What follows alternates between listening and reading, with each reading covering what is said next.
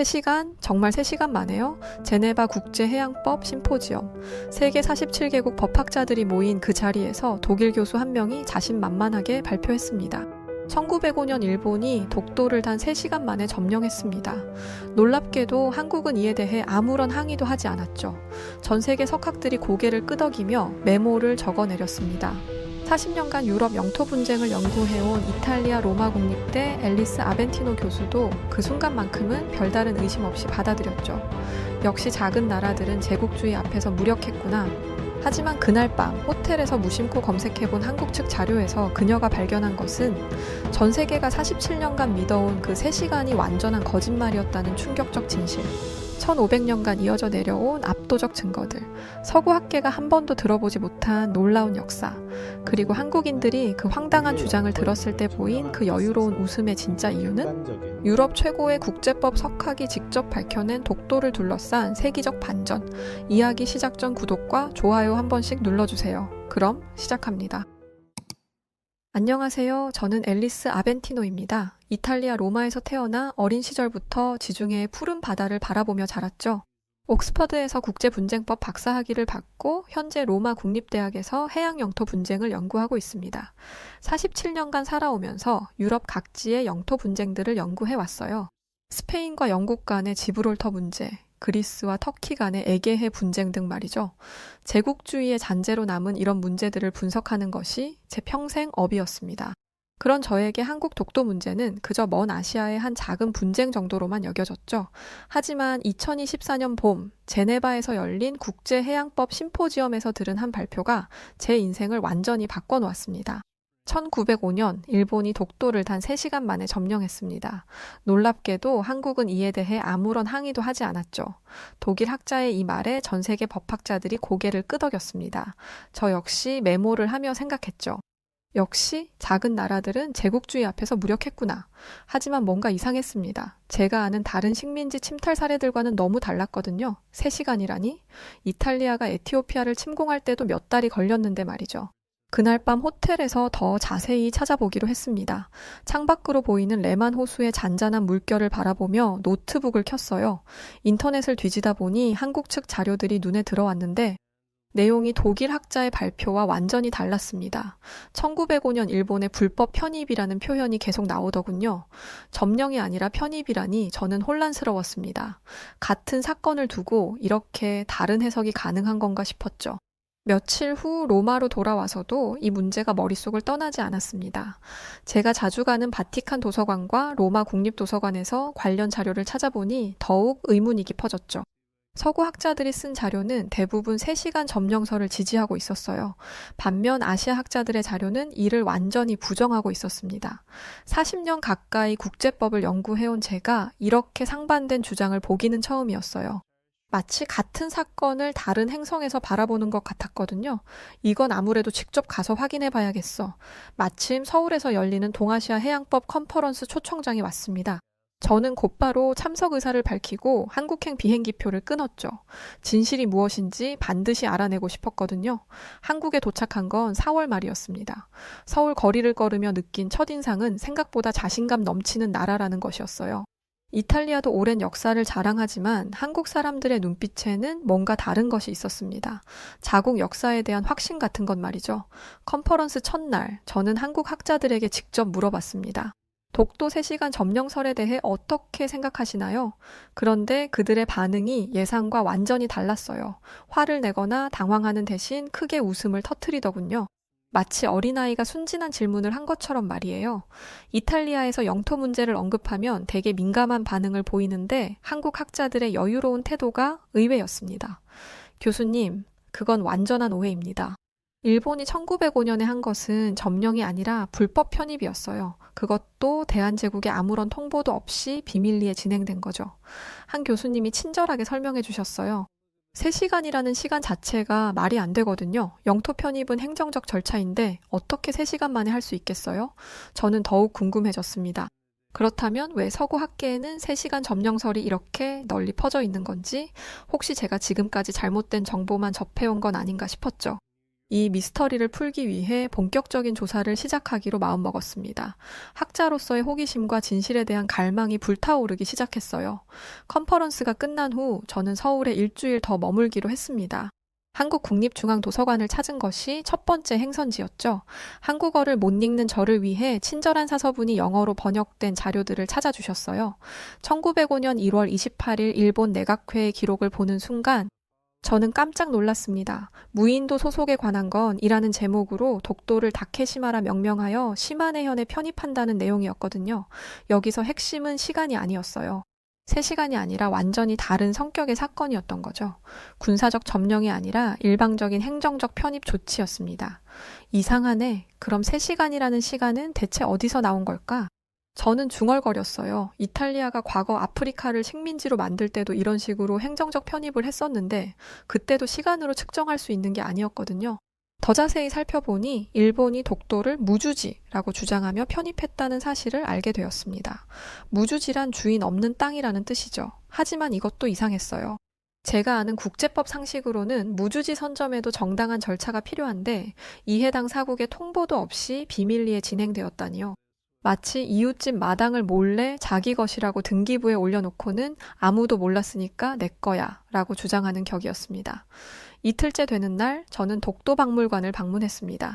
울릉도에 있는 박물관까지 가기는 어려워서 서울에 있는 전시관을 찾아갔죠. 거기서 만난 관장님이 제게 놀라운 이야기를 들려주셨어요. 교수님, 독도는 6세기부터 우리 기록에 나와 있어요. 512년 신라 장군 이사부가 우상국을 정벌했다는 삼국사기 기록이 있거든요. 1500년 전부터 한국 영토였다는 얘기였죠. 그렇다면 일본의 무주지 주장은 완전히 근거가 없는 셈이었습니다. 관장님은 계속해서 조선시대 문헌들을 보여주셨습니다.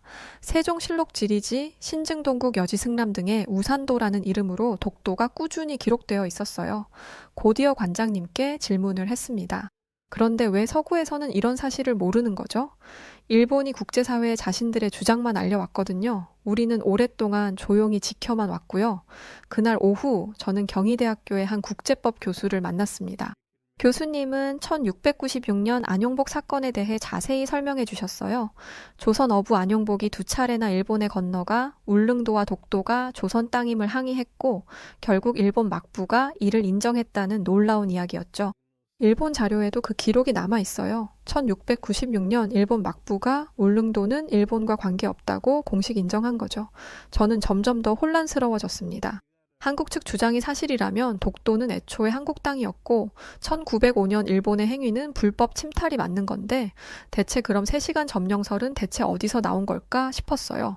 그리고 이내 호텔로 돌아가는 길에 저는 문득 깨달았습니다. 혹시 제가 평생 믿어왔던 서구 중심적 시각이 문제였던 건 아닐까 싶었죠. 이탈리아도 과거 에티오피아, 리비아 등을 침략했던 식민 제국이었고 유럽 학자들은 무의식 중에 일본의 시각에서 이 문제를 바라봤을 수도 있겠다 싶었습니다.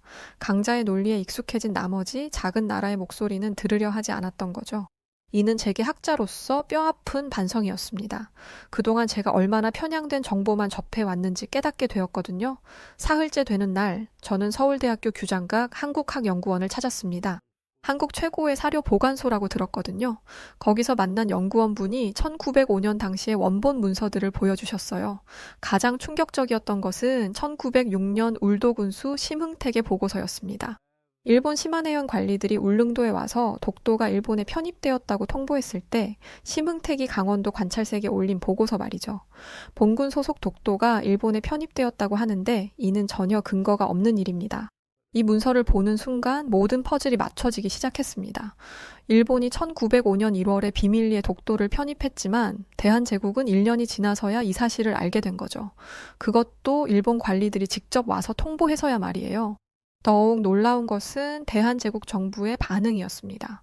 내부 지령을 통해 독도가 일본 영토가 되었다는 것은 결코 그럴 이유가 없다며 강력히 반발했던 거예요. 하지만 이미 을사늑약으로 외교권을 빼앗긴 상태여서 공식 항의는 할 수 없었죠. 이게 바로 제국주의의 전형적인 수법이구나.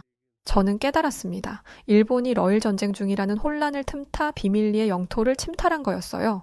이탈리아가 1차 대전 중에 오스트리아 영토를 차지한 것과 똑같은 수법이었죠. 오후에는 동북아 역사재단을 방문했습니다. 거기서 17세기 안용복 사건에 대한 더 자세한 자료를 볼 수 있었어요. 1693년과 1696년 안용복이 일본에 가서 울릉도와 독도 영유권을 주장한 사건 말이죠.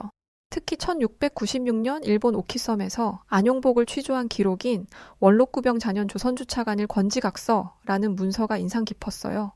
이 문서에는 안용복이 울릉도와 독도가 강원도에 속한다고 진술한 내용이 그대로 기록되어 있었거든요. 이해하기 쉽도록 연구원분이 설명을 해주셨습니다. 이 문서는 2005년에 일본에서 발견된 겁니다. 일본 자료인데도 독도가 한국 땅이라는 걸 증명하고 있죠. 저는 이탈리아 학자로서 이런 풍부한 자료들에 감탄했습니다. 유럽에서는 이런 자료들을 거의 알 수 없었거든요. 한국이 얼마나 체계적으로 자국의 역사를 보존해 왔는지 새삼 깨달았죠. 그날 저녁 저는 한국국제법학회 교수님들과 저녁 식사를 했습니다. 그들에게 솔직히 물어봤어요. 서구에서는 왜 이런 사실들을 모르는 걸까요? 언어의 장벽도 있고 일본이 메이지 유신 이후 서구와 더 활발히 교류하면서 자신들의 주장을 먼저 알렸기 때문이죠. 한국은 일제강점기와 전쟁으로 제대로 된 국제 홍보를 하지 못했고요. 그제서야 이해됐습니다. 진실이 왜곡되어 전해진 이유를 말이죠. 강자의 목소리만 들리고 약자의 목소리는 묻혔던 거예요. 이건 제가 평생 연구해온 제국주의의 전형적인 패턴이었습니다. 나흘째 아침, 저는 드디어 3시간 점령설의 출처를 추적하기 시작했습니다. 서울의 국제대학원에서 일본 연구로 유명한 교수님을 만났거든요.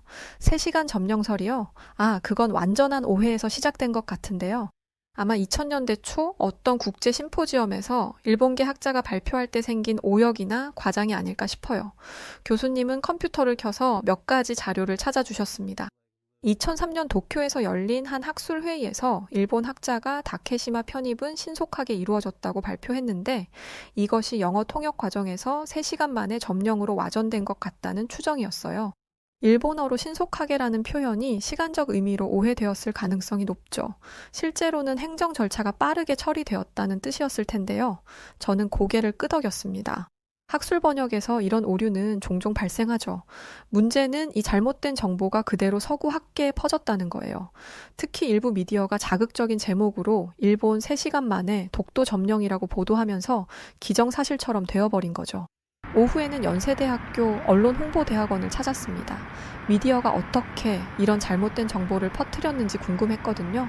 거기서 만난 미디어 연구 교수님이 흥미로운 분석을 해주셨어요. 자극적인 헤드라인이 클릭을 더 많이 유발하잖아요. 3시간 점령이라는 표현이 행정적 편입보다 훨씬 자극적이니까 언론들이 그런 제목을 선호했을 거예요. 특히 디지털 시대에는 클릭베이트가 횡행하거든요. 실제로 2000년대 중반부터 서구 언론들이 독도 문제를 다룰 때 일본이 3시간 만에 점령이라는 표현을 자주 사용했다고 해요. 팩트체크도 제대로 하지 않고 자극적인 제목만 뽑아낸 거죠. 이는 저널리즘의 기본 원칙을 무시한 행위였어요. 한국 언론은 어떻게 대응했나요? 처음에는 개별적으로 반박 기사를 냈지만 언어의 장벽 때문에 국제적으로 큰 영향을 미치지 못했어요. 영어로 된 체계적인 반박 자료가 부족했거든요. 저는 이탈리아로 돌아가면 반드시 이 오류를 바로잡아야겠다고 다짐했습니다. 학자로서의 양심상 잘못된 정보가 계속 퍼지는 걸 그냥 둘 수는 없었거든요. 더구나 이런 오정보가 한 나라의 명예를 훼손하고 있다면 더욱 그렇죠. 그날 저녁 호텔에서 혼자 생각해봤습니다. 왜 한국 사람들은 3시간 점령설을 들었을 때 화내지 않고 웃었을까 싶었는데 그 이유를 이제야 알 것 같았어요. 그들은 진실을 알고 있었거든요. 자신들의 역사를 확신하고 있었기 때문에 그런 황당한 주장에 흔들리지 않았던 거죠. 반면 서구 학자들은 피상적인 정보만 접했기 때문에 쉽게 속아버린 거예요. 저 역시 마찬가지였고요. 이는 제게 큰 교훈이 되었습니다.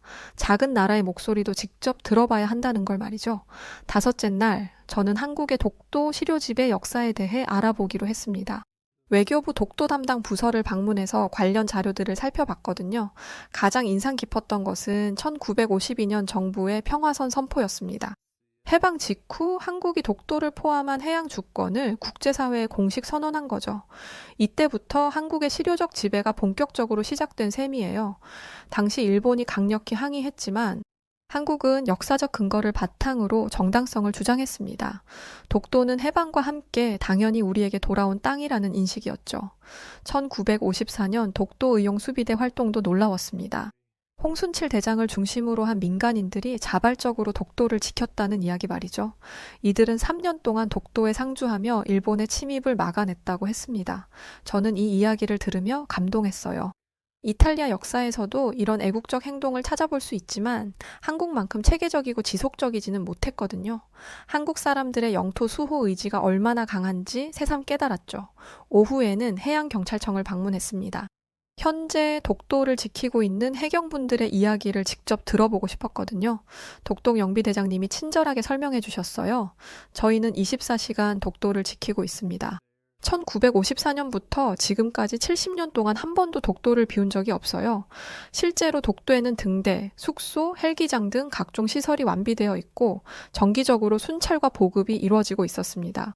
이 정도면 국제법상 완벽한 실효적 지배라고 할 수 있죠.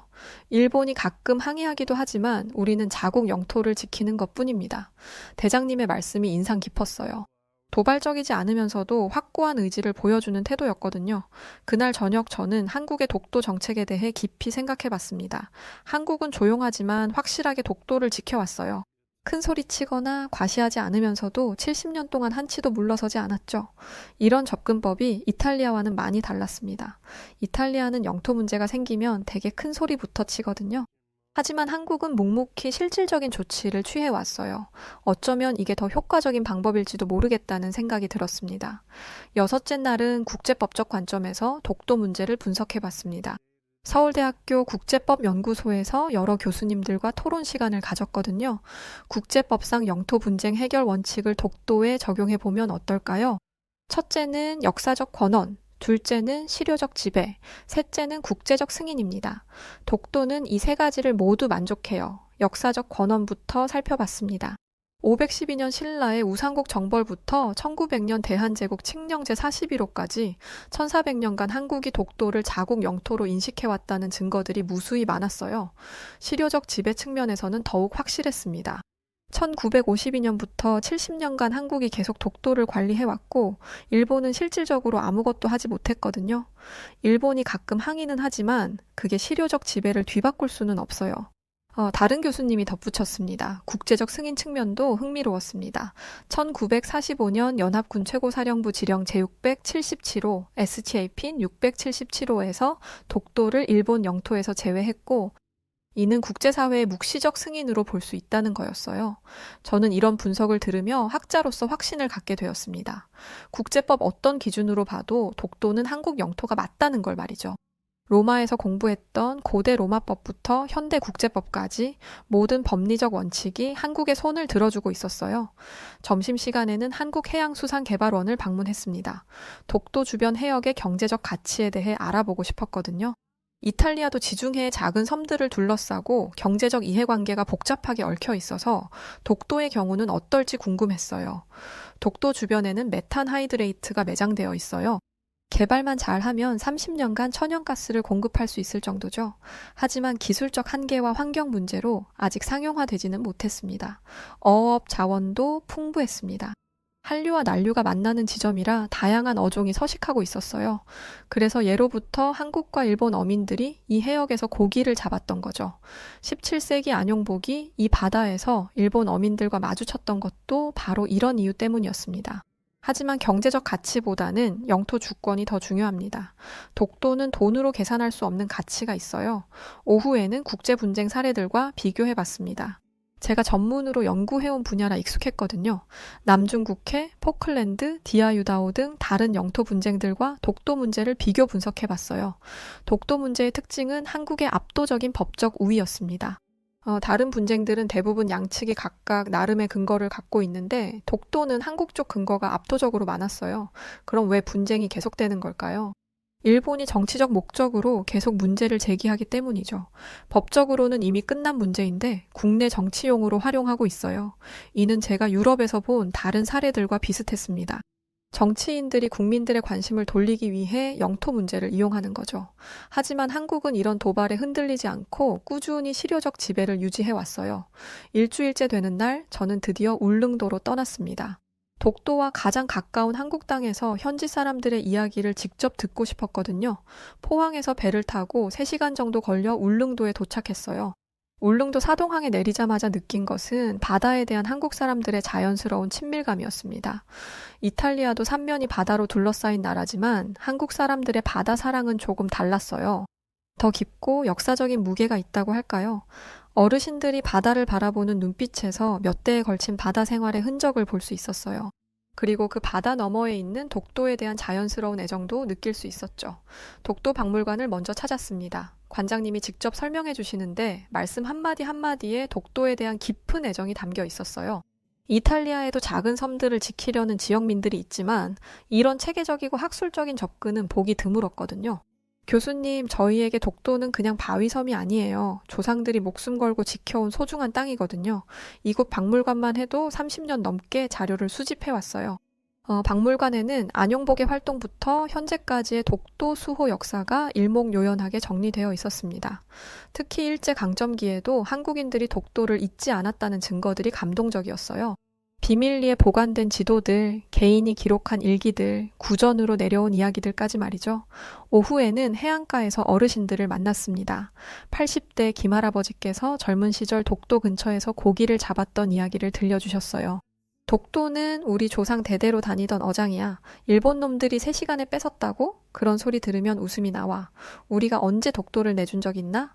할아버지의 말씀에서 자부심과 확신이 느껴졌습니다. 서류나 조약이 아니라 삶 자체로 Yes, it's quite 독도를 funny. 지켜온 사람들의 This is a 증언이었거든요. good show. 또 다른 어르신은 이런 말씀을 하셨어요. 독도 가려면 울릉도 거쳐야 하는데 우리 울릉도 사람들이 몰랐을 리가 있나? 옛날부터 거기서 고기도 잡고 미역도 따고 했는걸. 저는 이런 생생한 증언들이 어떤 문서보다 강력하다고 느꼈습니다. 이탈리아 어민들도 세대를 거쳐 전해오는 바다 이야기들이 있는데 그런 구전 역사야말로 가장 믿을 만한 증거거든요. 저녁에는 울릉도 청년들과 이야기를 나눴습니다. 20대 청년이 말했어요.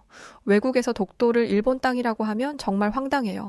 여기서 나고 자란 저희에게는 독도가 우리 마당 같은 곳인데 말이에요. 하지만 그들의 반응은 분노보다는 당당함에 가까웠습니다. 자신들의 권리에 대한 확고한 믿음이 있었기 때문이죠. 그날 밤 숙소에서 저는 오늘 만난 사람들을 떠올려 봤습니다. 그들 모두에게서 공통적으로 느낀 것은 독도에 대한 자연스러운 소유의식이었어요. 억지로 만들어진 게 아니라 수백 년간 축적된 자연스러운 감정 말이죠. 일주일간의 한국 체류를 마치고 로마로 돌아간 저는 곧바로 연구에 착수했습니다. 수집한 자료들을 정리하고 3시간 점령설의 허구성을 증명하는 논문을 쓰기 시작했거든요. 3개월 후 저는 로마에서 열린 국제해양법학회에서 연구 결과를 발표했습니다. 제목은 독도 3시간 점령설의 허구와 역사적 진실이었어요. 신사숙녀 여러분, 저는 지난 몇 달간 충격적인 사실을 발견했습니다. 우리가 믿어왔던 독도 3시간 점령설은 완전한 허구였습니다. 청중들이 술렁거리기 시작했습니다. 저는 차근차근 증거들을 제시했어요. 1905년 일본 내각회의 기록, 안용복 사건의 역사적 의미, 한국의 1500년간 영유권 행사 증거들을 말이죠. 일본이 1905년에 한 것은 점령이 아니라 비밀리에 진행된 불법 편입이었습니다. 그것도 무주지라는 거짓 명분을 내세워서 말이죠. 특히 1696년 일본 막부가 울릉도와 독도를 조선 영토로 인정한 사실을 설명할 때 청중들이 가장 놀라워했어요. 일본 자료에 의해서도 한국의 영유권이 증명된다는 사실 때문이었죠. 이어서 저는 핵심 질문을 던지며 발표를 이어갔습니다. 그렇다면 왜 우리는 지금까지 잘못된 정보를 믿어왔을까요? 이는 서구학계가 일방적인 정보에만 의존해왔기 때문입니다. 발표가 끝나자 청중들 사이에서 격렬한 토론이 벌어졌습니다. 독일 교수가 질문했어요. 그런데 왜 한국은 지금까지 이런 사실들을 국제사회에 적극적으로 알리지 않았습니까? 한국은 자명한 사실을 굳이 변명할 필요가 없다고 생각했던 것 같습니다. 실제로 독도를 70년간 실효적으로 지배해 왔으니까요. 그럼 일본은 왜 계속 영유권을 주장하는 겁니까? 정치적 목적이 클 것 같습니다. 법적으로는 이미 승부가 난 문제거든요. 발표 후 여러 학자들이 저에게 다가와서 더 자세한 자료를 요청했습니다. 그들도 그동안 잘못된 정보를 믿어왔다는 사실을 깨달은 거죠. 가장 인상 깊었던 반응은 네덜란드 해양법 전문가의 말이었어요. 이런 철저한 팩트체크야말로 학자의 본분입니다. 감사합니다. 제 발표는 예상보다 큰 파장을 일으켰습니다. 유럽 주요 학술지들이 제 논문을 게재했고 여러 대학에서 강연 요청이 들어왔어요. 독도 문제에 대한 서구의 인식이 서서히 바뀌기 시작한 거죠. 가장 기뻤던 것은 일본의 양심적인 학자들도 제 연구에 관심을 보인 것이었습니다. 도쿄 대학의 한 교수가 이메일을 보내왔어요. 아벤티노 교수님의 연구는 매우 객관적이고 설득력이 있습니다. 일본 학계에서도 이런 관점의 연구가 필요하다고 생각합니다. 물론 반발도 있었습니다. 일부 일본 우익 학자들이 제 연구를 비판하는 글을 발표했어요. 하지만 그들의 주장은 감정적이었을 뿐 구체적인 반박 근거는 제시하지 못했습니다. 한국 언론들도 제 연구를 크게 보도했습니다. 이탈리아 학자가 밝힌 독도의 진실이라는 제목으로 말이죠. 하지만 한국 사람들의 반응은 예상과 달랐어요. 기뻐하기보다는 당연한 걸 이제야 알아줬네 라는 반응이 더 많았거든요. 이런 반응에서 저는 한국인들의 독도에 대한 확신을 다시 한번 확인할 수 있었습니다. 그들에게 독도는 증명이 필요한 문제가 아니라 자명한 사실이었던 거죠. 6개월 후 저는 다시 한국을 방문했습니다. 이번에는 서울대학교에서 특강을 하기 위해서였어요. 강의실은 만석이었고 많은 학생들이 제 연구에 관심을 보였습니다. 한 학생이 질문했어요. 교수님은 왜 이 연구를 하게 되셨나요? 학자로서 진실을 알고 싶었기 때문입니다. 그리고 작은 나라의 목소리도 들어봐야 한다는 걸 깨달았거든요. 유럽 학자들의 반응은 어떤가요? 처음엔 놀라워했지만 증거를 보고 나서는 대부분 수긍하더군요. 사실 앞에서는 누구도 고개를 숙일 수밖에 없어요. 학생들과의 강의를 마친 후 한 교수님이 제게 말씀하셨어요. 교수님 덕분에 우리의 목소리가 세계에 전해졌습니다. 정말 감사해요. 제가 한 건 진실을 확인한 것뿐입니다. 진짜 고마워해야 할 사람들은 1500년간 독도를 지켜온 한국 국민들이에요. 한국에서의 두 번째 방문을 마치고 로마로 돌아가는 비행기 안에서 저는 지난 1년간의 경험을 정리해봤습니다. 이 여정은 단순한 학술 연구를 넘어서 제 인생관을 바꿔놓은 소중한 경험이었어요. 가장 큰 깨달음은 작은 나라의 진짜 힘이었습니다. 한국은 영토 면적으로는 이탈리아의 3분의 1 정도밖에 안 되는 작은 나라입니다. 하지만 독도를 지켜온 방식을 보면서 저는 진정한 힘이 무엇인지 깨달았어요. 한국은 큰 소리치거나 위협하지 않았습니다. 대신 묵묵히 실질적인 조치를 취했죠. 70년간 한치도 물러서지 않으면서도 도발적이지 않게 확고하면서도 평화적으로 독도를 지켜왔어요. 이는 이탈리아의 접근법과는 사뭇 달랐습니다. 이탈리아는 영토 문제가 생기면 되게 감정적으로 반응하거든요. 하지만 한국은 논리와 정서의 균형을 잘 맞췄어요. 역사적 근거는 철저히 준비하면서도 국민들의 자발적인 애국심을 바탕으로 했죠. 안용복의 이야기도 상징적이었습니다. 300년 전 한 어부가 목숨을 걸고 일본에 건너가 영토 주권을 주장했던 것처럼 현대 한국인들도 조용하지만 확고한 의지로 독도를 지키고 있었어요. 제가 울릉도에서 만난 어르신들의 웃음도 잊을 수 없습니다. 3시간에 뺏겼다고? 웃기는 소리네 라며 웃던 그 모습에서 저는 진정한 자신감을 봤어요. 자신의 권리에 대한 확신이 있는 사람만이 보여줄 수 있는 여유로운 웃음이었죠. 로마에 도착해서 제가 가장 먼저 한 일은 유럽 각국의 동료 학자들에게 메일을 보내는 것이었습니다. 독도에 대한 올바른 정보를 알려주고 앞으로는 한국의 목소리도 들어보자고 제안했어요. 몇 달 후 저는 작은 나라의 큰 지혜, 한국의 독도 수호 전략이라는 제목으로 두 번째 논문을 발표했습니다. 이번에는 단순한 역사적 사실 확인을 넘어서 한국의 영토 수호 철학을 분석한 글이었어요. 논문에서 저는 이렇게 결론지었습니다. 한국의 독도 수호 방식은 21세기 영토 분쟁 해결의 새로운 모델이 될 수 있다. 힘의 논리가 아닌 법과 정의의 논리로, 감정이 아닌 이성으로, 도발이 아닌 실질적 조치로 문제를 해결하는 방식 말이다. 이 논문도 큰 반항을 일으켰습니다. 특히 유럽연합의 영토 분쟁 전문가들이 관심을 보였어요. 그들도 한국의 사례에서 배울 점이 많다고 인정했거든요. 1년 후 저는 세 번째로 한국을 방문했습니다. 이번에는 관광이 아니라 제 두 번째 고향을 찾아가는 기분이었어요. 한국에서 배운 것들이 제 삶을 얼마나 풍요롭게 해줬는지 모르거든요. 부산에서 안용복 기념관을 방문했을 때의 감동도 잊을 수 없습니다. 300년 전 한 어부의 용기가 오늘날까지 이어져 내려오고 있다는 사실이 경이로웠어요. 역사는 과거의 일이 아니라 현재를 살아가는 힘이라는 걸 깨달았습니다. 마지막 날 저는 독도를 직접 보기 위해 울릉도로 갔습니다. 날씨가 좋아서 맑은 하늘 아래 독도의 모습을 선명하게 볼 수 있었어요. 그 작은 2개의 바위섬이 품고 있는 역사와 의미를 생각하니 가슴이 벅찼습니다. 한국에서 저는 3시간 점령이라는 거짓말이 어떻게 진실을 가릴 수 있는지 배웠습니다. 하지만 동시에 진실의 힘이 얼마나 강한지도 깨달았어요. 한국인들의 웃음 앞에서 그 모든 거짓말들이 무너져 내렸으니까요. 제가 한국에서 배운 가장 큰 교훈은 이것입니다. 작은 나라라고 해서 진실까지 작은 건 아니라는 것, 목소리가 작다고 해서 정의까지 작은 건 아니라는 것 말이죠. 한국은 독도를 통해 세계에 이런 메시지를 전하고 있었습니다. 지금 저는 이탈리아로 돌아와서도 계속 한국의 이야기를 전하고 있습니다. 유럽의 동료들에게, 학생들에게, 그리고 온 세상에 말이죠. 진실은 결국 승리한다고, 정의는 결코 굴복하지 않는다고 말입니다. 독도를 둘러싼 3시간 점령설의 허구가 밝혀진 것은 단순한 학술적 성과가 아닙니다. 이는 작은 나라의 목소리에도 귀 기울여야 한다는 교훈이자 진실의 힘에 대한 증명이기도 해요. 한국 사람들이 3시간 점령설을 들었을 때 보여준 그 자신만만한 웃음. 그 웃음 속에는 1500년간 독도를 지켜온 자부심과 앞으로도 계속 지켜나갈 의지가 담겨 있었습니다. 그리고 저는 그 웃음의 의미를 이제 정확히 알고 있어요.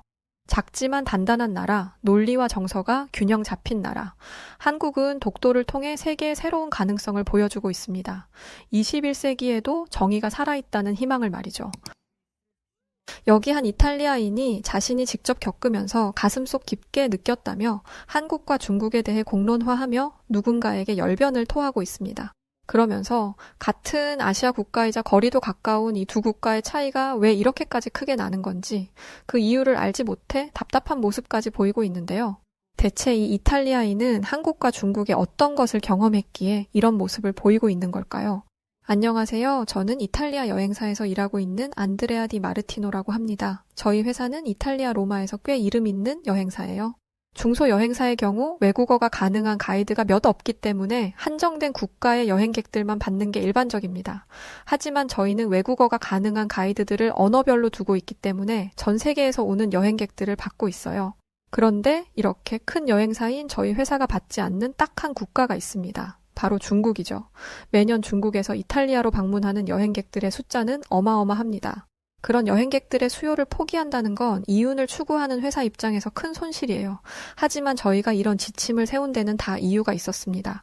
10년 전 여행객들이 너무 많이 와서 감당이 안 된다며 여행사에서 일하는 친구에게 연락이 왔어요. 당시 구직 활동 중이었던 저는 친구의 부탁으로 지금 다니고 있는 여행사에 첫 발길을 하게 되었습니다. 제가 투입된 곳은 중국 여행객들을 대상으로 하는 여행 프로그램이었어요. 중국어를 할 줄 알았던 건 아니었던지라 저는 여행객들의 짐을 옮기거나 숙소에 체크인 아웃을 도와주고 식당과 소통하는 등의 간단한 일들을 하기로 했습니다. 그런데 저는 일을 시작한 지 몇 시간도 되지 않아서 이 일을 하러 온 것을 후회했어요. 중국인 관광객들의 여행 매너와 시민의식은 정말 최악이었습니다. 첫 번째 문제는 기차에서 시작되었어요. 기차 출발 전 모든 인원이 빠짐없이 있는지 인원 체크를 하고 있었습니다. 그런데 갑자기 소란스러운 소리가 들리더라고요.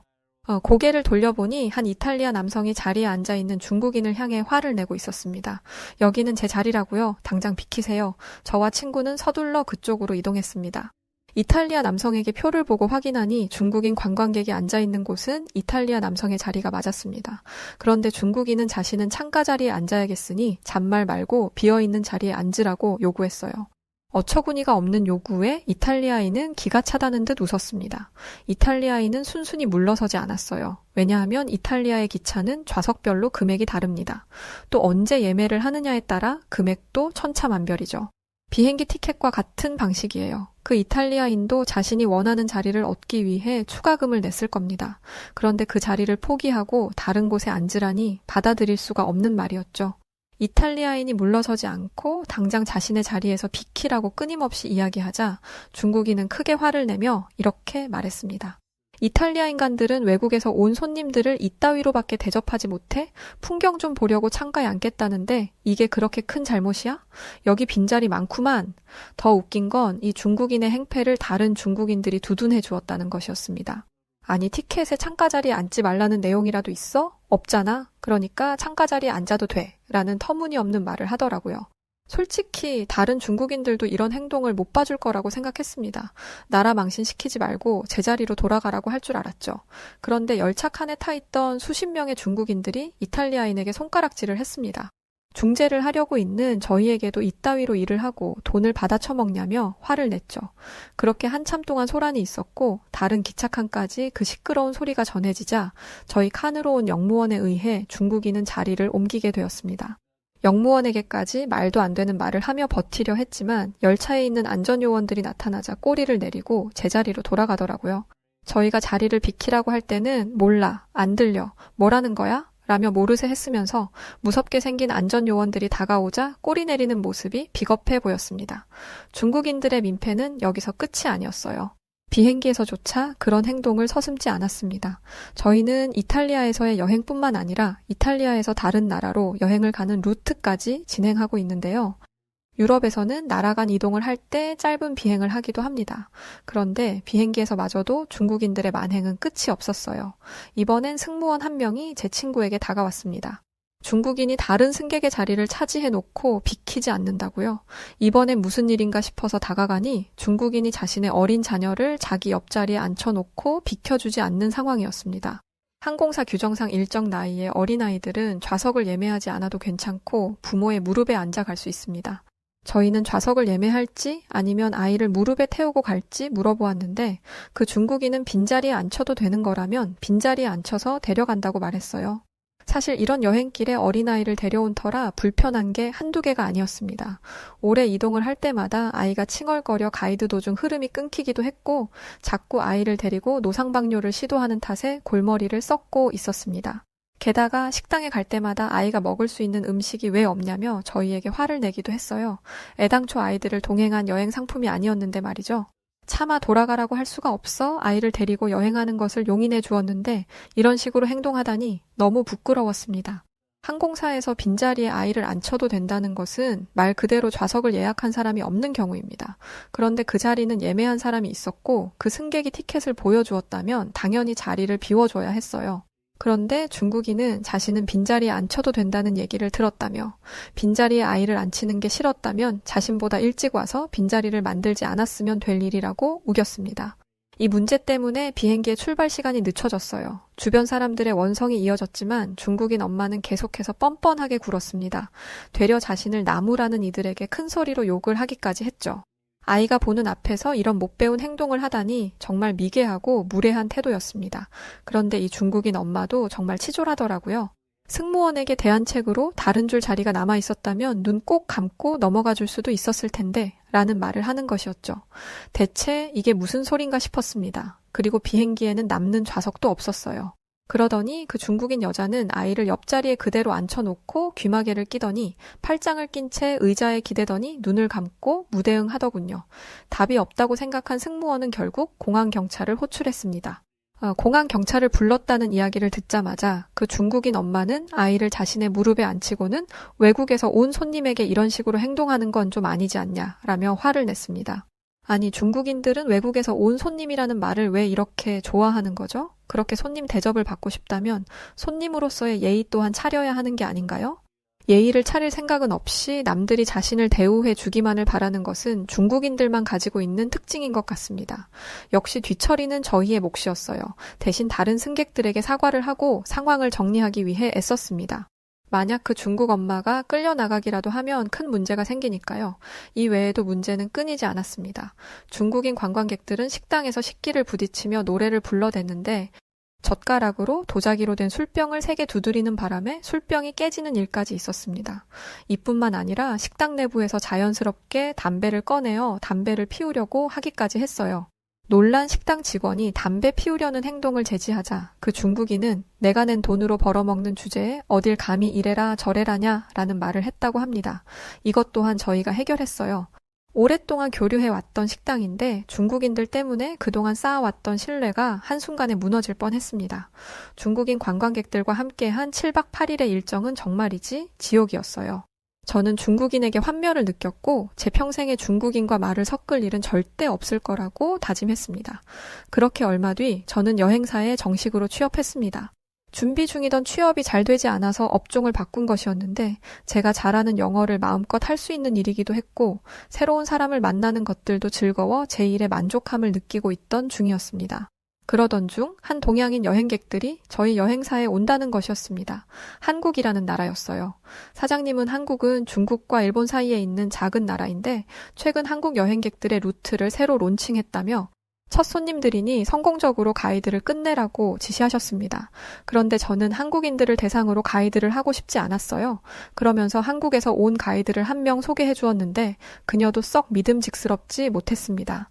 저는 한국이라는 나라에 대해 잘 알지 못했거든요. 관심도 없었죠. 게다가 그 악질 중국 관광객들을 대상으로 하는 상품보다 한참 뒤에 만들어졌으니 나라의 힘이나 사람들의 수준도 당연히 중국보다 떨어질 거라고 생각했습니다. 보아하니 작은 나라에서 여행 좀 해보겠다고 슬슬 시동을 거는 것 같은데 여행 경험도 없는 사람들이 여행을 와서 얼마나 폐를 끼칠지 벌써 머리가 아프더라고요. 그런데 회사에 갓 입사한 제가 뭘 할 수 있겠어요? 저는 사장님이 시키는 대로 한국인 가이드와 함께 한국인 관광객들을 맞이하러 나갔습니다. 그런데 한국인 관광객들은 첫인상부터 중국인들과 달랐어요. 저는 키도 크고 체격이 있는 편입니다. 운동도 열심히 해서 몸이 좋죠. 중국인들은 그게 신기했는지 저를 만나자마자 제 팔뚝과 허벅지, 심지어 엉덩이까지 쓰다듬었어요. 마치 동물원 원숭이가 된 기분이었습니다.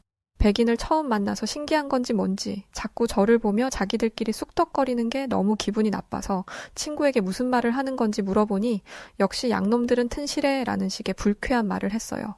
솔직히 이 말 한마디로 고소할 수 있었지만 외국인을 상대로 소송이 되지도 않을 듯해 참고 넘겼습니다. 중국인들의 무례함을 겪었기에 한국인들을 경계하고 있었는데 한국인들은 미리 준비해온 이탈리아어로 반갑습니다. 앞으로 잘 부탁드립니다. 라고 인사했어요. 제 이름을 불러도 된다고 허락했음에도 선생님이라는 존칭을 쓰며 저를 대우해 주었죠. 한국인 가이드가 대부분의 일을 했고 저는 보조 역할을 했는데 언어가 통하지 않아서 저와 함께 있는 게 어색했을 텐데도 저를 살뜰히 챙겨주었습니다.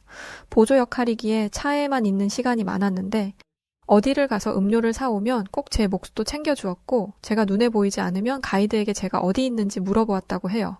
게다가 한국인들은 기본적인 매너가 몸에 배어 있었습니다. 한국인들 여행 상품에는 분위기 있는 레스토랑에 방문하는 일정이 포함되어 있었는데 아무리 한국인들이 친절하다 하더라도 이건 정말 많이 걱정됐습니다. 여행을 많이 안 다녀본 사람들인 것 같은데 레스토랑의 기본적인 매너를 모를 거라 생각했거든요. 중국인들은 레스토랑에서 지켜야 하는 매너를 이야기하면 지금 자신들을 무시하는 거냐며 화를 냈기 때문에 차마 말도 못하고 걱정만 하고 있었습니다. 그런데 한국인들은 너무나 젠틀하고 우아하게 고급 레스토랑에서 식사를 마쳤어요. 유럽의 레스토랑에서는 함부로 웨이터를 불러서는 안 됩니다. 저기요라든지 웨이터라는 소리를 내면 안 되고 가만히 손을 들어 웨이터를 바라보고 있어야 하죠. 그렇게 웨이터가 다가오면 원하는 것을 이야기해야 합니다. 저기요라든지 웨이터라는 소리를 내면 안 되고 가만히 손을 들어 웨이터를 바라보고 있어야 하죠. 그렇게 웨이터가 다가오면 원하는 것을 이야기해야 합니다. 약간의 기다림이 필요할 수도 있지만 그것은 아주 기본적인 예의이기 때문에 이것을 지키지 못하면 굉장히 무례한 사람으로 취급되어 질이 낮은 서비스를 받거나 함께 간 사람들이 함께 피해를 당할 수도 있습니다. 하지만 한국인들은 그러지 않았어요. 조금만 마음에 안 들면 이봐 라고 큰 소리로 소리치며 숟가락으로 테이블을 탕탕 때리며 웨이터를 부르던 중국인들과는 결이 다른 모습이었습니다. 또 하나 놀랐던 것은 한국인들의 질서 정연한 모습이었습니다. 이탈리아에는 오래된 성당과 미술 작품이 전시된 성들이 많은데요. 이런 곳에서는 당연히 정숙해야 하며 질서 정연하게 가이드의 통제를 따라야 합니다. 중국인들은 질서고 뭐고 없었어요. 조용하고 엄숙한 성당에서 큰 소리로 자기들끼리 떠들어대는데 중국어 특유의 억양 때문에 더 시끄럽게 들렸고 성당 내부의 소리가 워낙 잘 울리다 보니 가뜩이나 듣기 싫은 소리가 더 크게 들렸어요. 이탈리아 성당은 아직도 미사 장소로 사용되기 때문에 관광객들 사이에서도 기도를 하는 분들이 계십니다. 그런 분들이 기도를 방해받아 정식으로 항의할 정도로 중국인들의 행동은 도를 넘었어요. 그런데 한국인들은 아니었습니다. 저희가 말하지 않아도 알아서 이어를 맞추어 가이드의 뒤를 따랐어요. 여행객들 중 한 명이 직접 인솔자가 되어 인원수를 세고 줄까지 만들어 가이드를 기다리더라고요. 보조로 간 제가 딱히 할 게 없을 정도로 한국인들은 모든 것을 질서 정연하게 했습니다. 게다가 누군가가 신나는 마음에 약간 언성을 높이면 옆에 있는 사람들이 하나같이 손가락을 입에 가져다 대며 목소리를 조금 낮추라며 주의를 주었어요. 아니, 저는 그 사람이 무슨 소리를 내는지도 몰랐습니다. 왜냐하면 중국인 관광객들이 저희가 있던 성당 반대쪽에서 큰 소리로 소란을 피우고 있었거든요. 결국 그들은 관리자에게 쫓겨나기까지 했습니다. 그렇게 한국인 관광객들과 함께하는 마지막 날, 저는 이토록 완벽한 여행객들과 헤어지는 것을 진심으로 아쉬워하고 있었습니다. 모든 손님들이 이렇다면 제 인생은 2000배나 행복해질 게 분명했어요. 그런데 저희의 아름다운 마지막 날을 방해하는 이들이 나타났습니다. 함께 여행을 하며 특별히 마음이 잘 맞았던 한국 여행객과 호텔 앞 바에 가려고 하는데 로비에서 매우 시끄러운 소리가 났어요. 무슨 일인가 보니 동양인 4명이 호텔 로비에 드러누워 있었습니다. 그러면서 팔다리를 휘저으며 고래고래 소리를 지르고 있었는데 중국인들은 욕설까지 하고 있었어요. 일전에 중국인 관광객들을 데리고 다니면서 중국어 욕을 하도 들어 알고 있었거든요. 호텔 직원들은 우는 소리를 하며 로비 바닥을 대굴대굴 구르는 중국인들을 보며 어찌할 바를 몰랐습니다. 직원에게 물어보니 중국인들이 호텔 로비에서 잠을 자겠다며 무작정 들어왔다고 하더라고요. 호텔 방이 없는 것도 아닌데 로비에서 잠을 자겠다니? 누가 보면 호텔 밖에 엄청난 자연재해가 몰아쳐 도저히 밖에 나갈 수 없는 상황인 줄 알겠더라고요. 중국인들은 직원들이 조금이라도 가까이 가면 경기를 일으키면서 픽픽 쓰러지는 신용을 했습니다.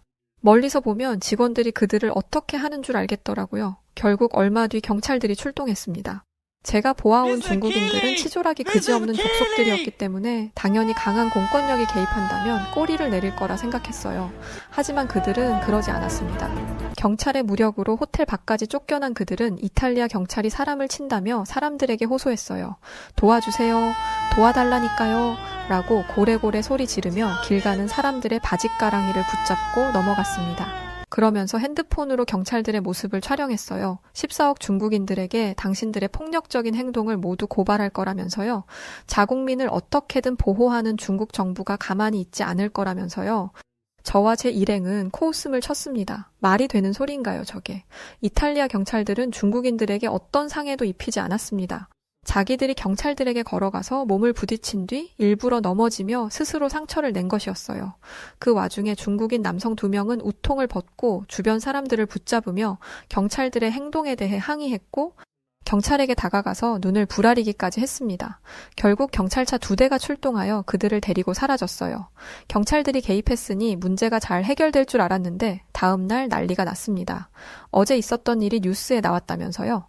그 중국인들은 발이 얼마나 빠른지 곧장 SNS에 자신들이 겪은 일을 과장하여 올렸습니다. 호텔에 가서 방을 달라고 했는데 중국인이라는 이유로 방을 내어주지 않았다. 이 때문에 항의를 하자 호텔 측은 경찰을 불렀고 경찰은 억울하다는 우리의 말을 무시하고 중국인이 하는 말은 믿을 수가 없다라는 말을 했다.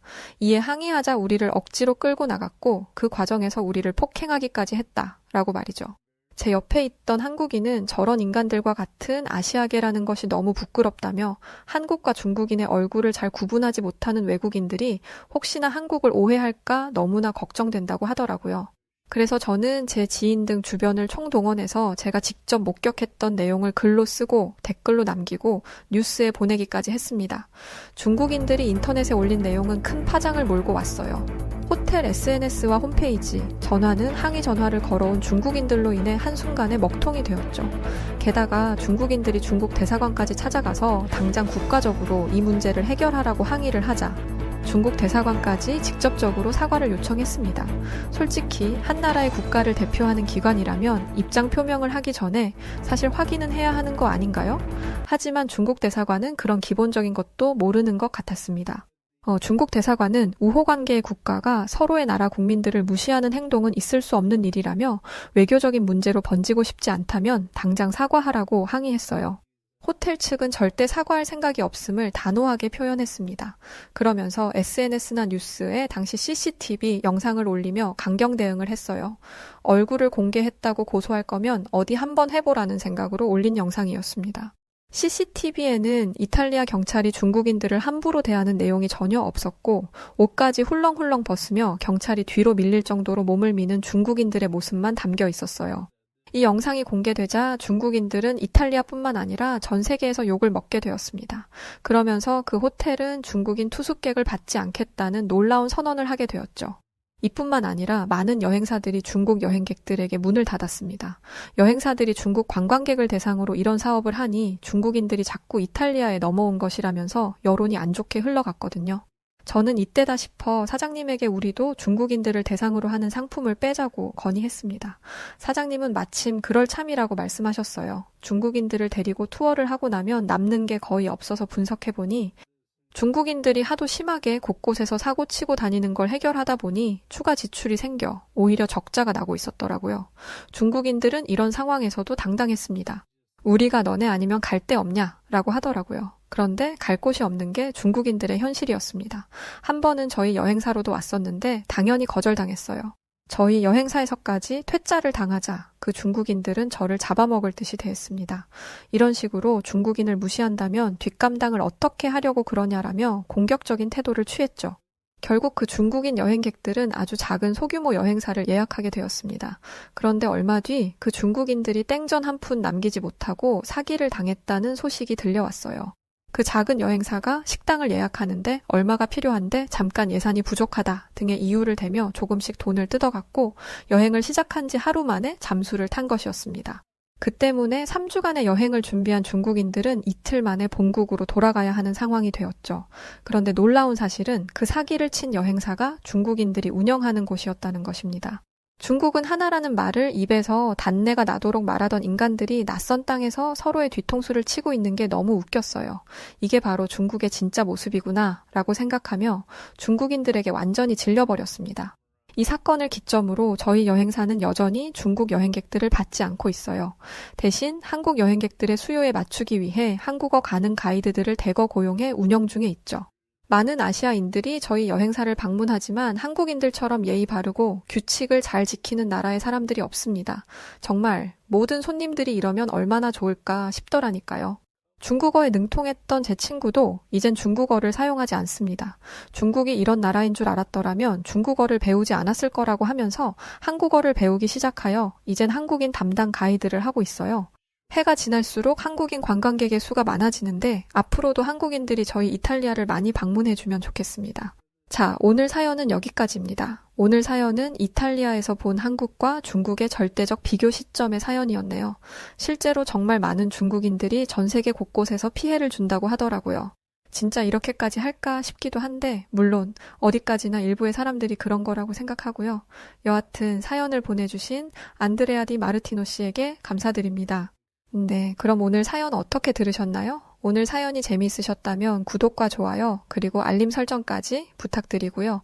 지금까지 저는 사연 읽어드리는 여우튜브 송은지였습니다.